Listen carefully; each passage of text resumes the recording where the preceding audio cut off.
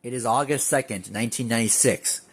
Riki Choshu, one of the most important figures in New Japan's storied history, is 44 years old, facing off against the then ace of New Japan, Shinya Hashimoto.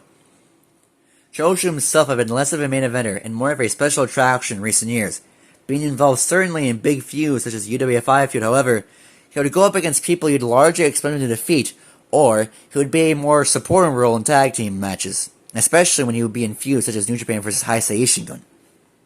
However, over the course of a boiling 5 hot summer days, Choshu would turn back the clock just one more time.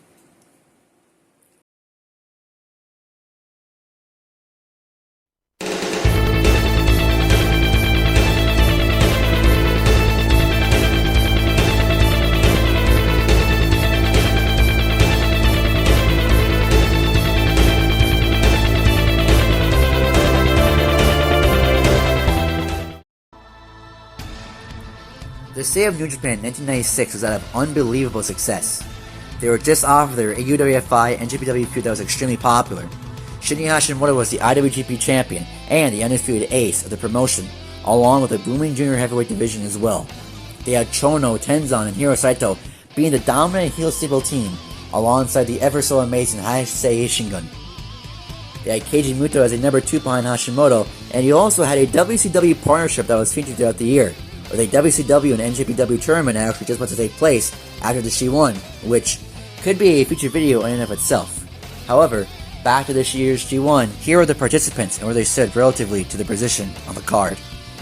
Starting off in Block A, you had Hiroyoshi Tenzan. At this point, firmly number 2 behind Masahiro Chono in their group, but regardless, he was still a great up-and-comer who was popular with the crowds at the time, especially after his breakout year in 1995, where he would form Ukami Gundam or Team Wolf with, of course, Masahiro Chono and a mid-card wrestler by the name of Hiro Saito. Following Tenzan, you had Junji Harada. Unfortunately, Harada would have to pull out of the G1 due to injury, but by this point, he was in a tag team with Shinya Hashimoto. They recently were IWGP Tag Team Champions, having just dropped the tag belts back in June to Takashi Iizuka and Kazuya Yamazaki. Harada was a really solid mid-card hand who at one point was Super Strong Machine, a very popular mass wrestler in New Japan, who at one point I may make a video on. Up next we had Kensuke Sasaki.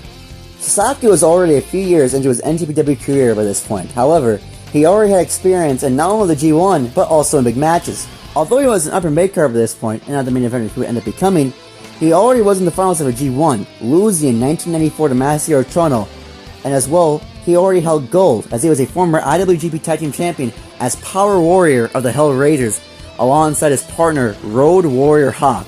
As well, he already main evented a Tokyo Dome show back in 1995 in January against Shinya Hashimoto, which of course Sasaki would end up losing. So, one may consider him to be a dark horse candidate of this tournament. Following Sasaki, there is Riki Choshu, of course, but then finally to round out Block A is Shinya Hashimoto. Hashimoto, for those who do not know, is one of New Japan's greatest wrestlers ever, and by this point, he was arguably at the peak of his career. To give you an example at this point of how good he was, from 1994 to 1996, he had main evented 5 separate dome shows, was the current IWGP champion, held on to the tag titles for almost a year with Junji Harada, already had 3 IWGP Heavyweight Championship reigns. By this point, Hashimoto was undoubtedly the face of the company and was the symbol of fighting spirit. He was easily one of, if not the favorite to win. Following Hashimoto, we shall now move on to Block B. Starting off in Block B, we have Shiro Koshinaka, one of the most underrated wrestlers ever, even in Japan.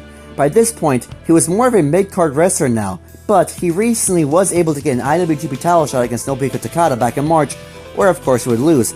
However, regardless, Koshinaka, when it came to the G1, always showed up and would provide entertaining matches against the top stars in New Japan. Of course, he's lucky not to make it far at all, but at the very least, you are going to see something entertaining from him and as well fun matches. By the way, he always had fun matches with Masahiro Chono in the G1, which every match they had, I would highly recommend. Just an FYI. Following Koshinaka, you had Kazuya Yamazaki, a former member of the UWFI who had signed with New Japan before the NJPW UWFI feud began. He was someone who embodied the style of legitimacy and realism preached by the various shoot-style promotions of the time.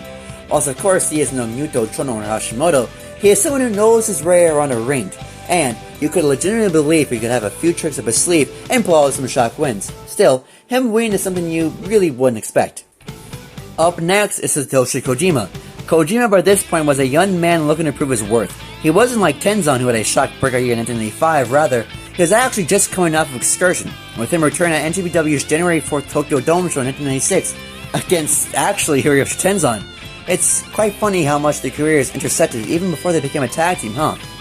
Anyways, this G1 would be where Kojima would look to prove he can hang with the big boys and show his potential. Then we have Keiji Muto. Muto is undoubtedly NJPW's main character for the first half of the NJPW-UWFI feud, going up against Nobuhiko Takada at both the October 1995 Dome Show and the 1996 January 4th Dome Show, where there, at the 1996 January 4th Dome Show, he disgraced NJPW and lost to Takada, losing the IWGP Heavyweight Championship in the process. Following his defeat, he'd largely be in tag bouts, whether it was against UWFI and the UWFI NJPW Great Tag War in February, which I always want to do a video on, by the way, but if I do that, they'll find me, and if you're wondering who they is, don't fucking worry about it. Or he would go up against Okami Gundam or Heisei Shingun. Muto this year was more of a supporting role than a main role, especially after his unbelievable year in 1985, where he won both the IWGP Championship and also won the G1 whilst holding the IWGP title, a feat which I think to this day no one has achieved, though I could be wrong. Easily, he is a favorite to win. Lastly, there is Masahiro Chono. Chono was more of a supporting role in the UWFI NJPW feud, but also had a very strong early 1995 forming Okami Gundam with Tenzan and Hiro Saito, and as well having a great tag feud against Hashimoto and Harada. When the UWFI NJPW feud began, he largely was in the background. Outside of a few fun matches with Yoji Anyo, he was actually not that active during the feud. Still, following the UWFI NJPW feud, he would win the tag team titles with Tenzan after pinning Iizuka and Yamazaki in July, thus giving him momentum for the G1. Not only this, Chono is more than familiar with this tournament, as in the last 5 G1s beforehand, Chono has won 3 of the 5, and now he's looking at a 4th. Just like with Muto and Hashimoto, he was a clear favorite.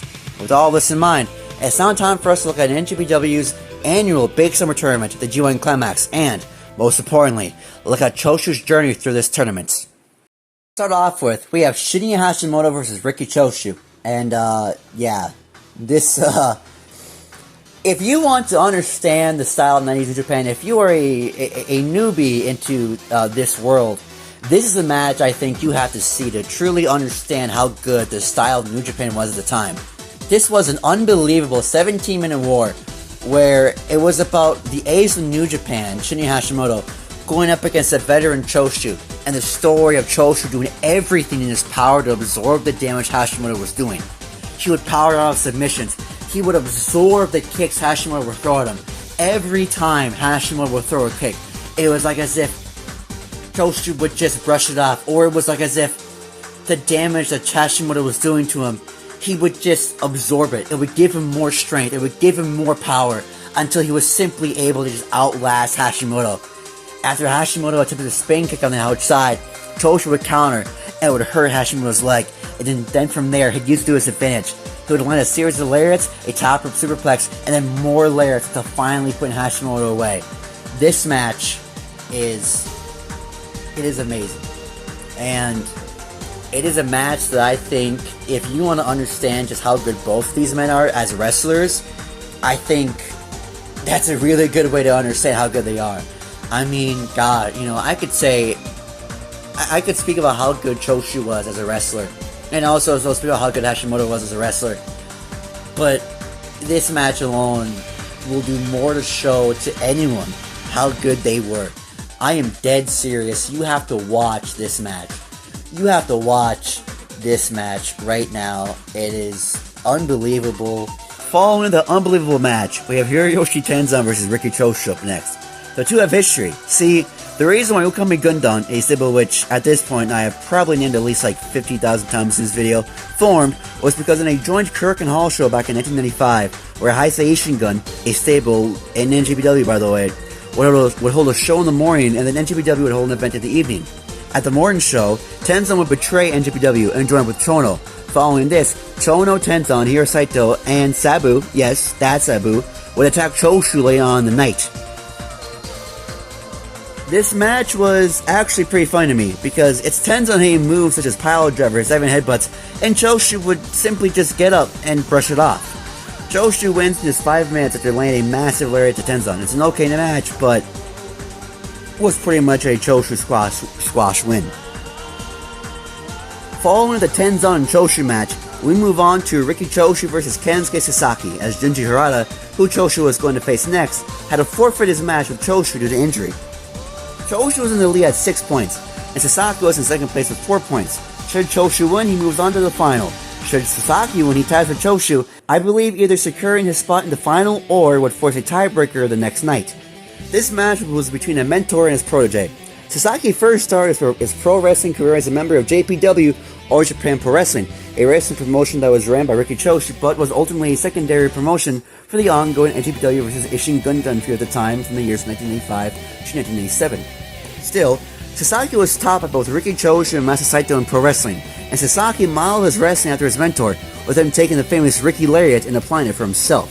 Could the older Choshu defeat his protege, or will he fall to the young man near his prime? This match was a story similar to that of the Hashimoto match.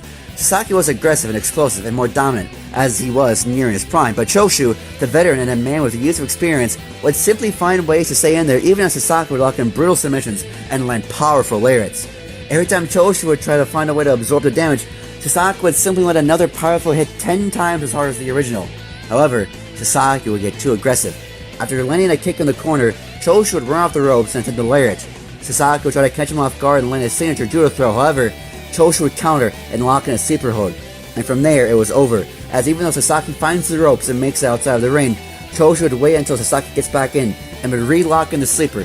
Sasaki would become unresponsive, and referee Tiger Hattori would call for the bell. Sasaki afterwards would complain to the referee, and Choshu, well, he just hit a lariat and pin him, and Tiger Hattori, the referee, would just count to 3, even though the match was already over. Okay. Strange finish aside, this is another match I'd recommend checking out. While Sasaki couldn't overcome his mentor today, it is clear that Sasaki is close to toppling his mentor, and whilst it is not today, it will surely be another day, and perhaps at a far bigger venue than just the Ryogoku Sumo Hall. Regardless, we have now reached the last stage, the final match, but the question is, who will Choshu face?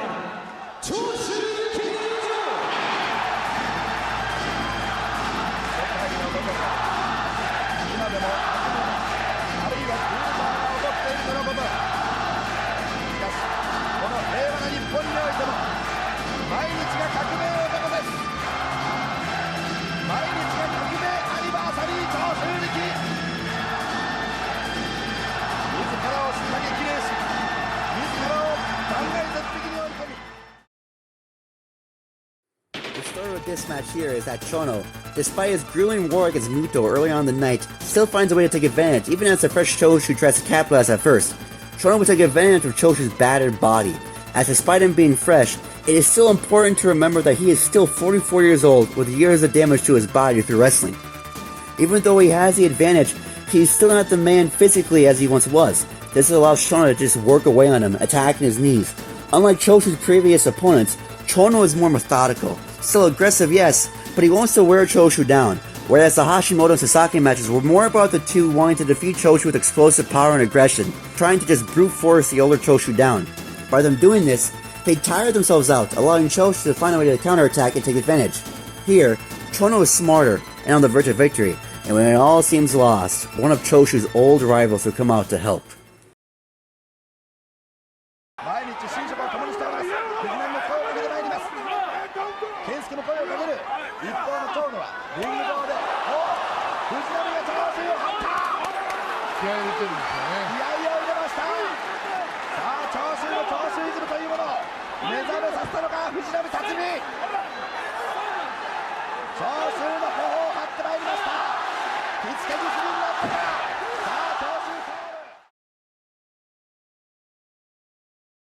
Tatsumi Fujinami, for those unaware, was Choshu's biggest rival in the 80s.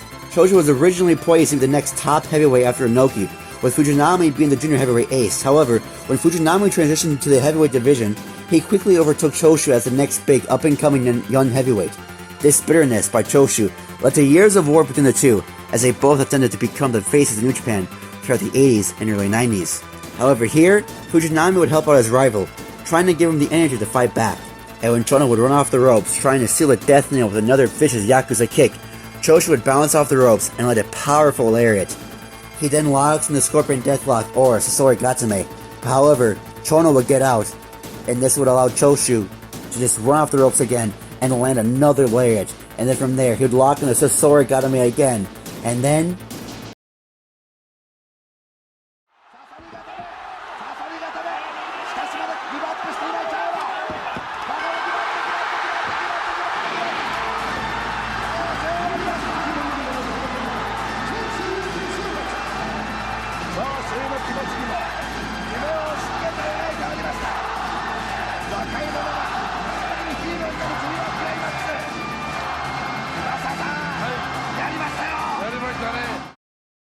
He's done it. Chono submits, and Choshu has finally won his first ever G1. The story behind this tournament is a very simple story. Choshu, the Asian veteran, and the seemingly twilight of his career as a wrestler, would turn back the clock just one more time, and prove he can still hang with the top stars in singles matches. He gives it everything he's got, even when his body physically is breaking down on him. However, he powers through the pain, and finds a way to win it all. It's simple storytelling, but however, it's also effective storytelling too. This tournament was great, and I'd highly recommend you watch it. Still, and regardless, this was the story of Choshu's last ride, and how he turned back the clock just one more time.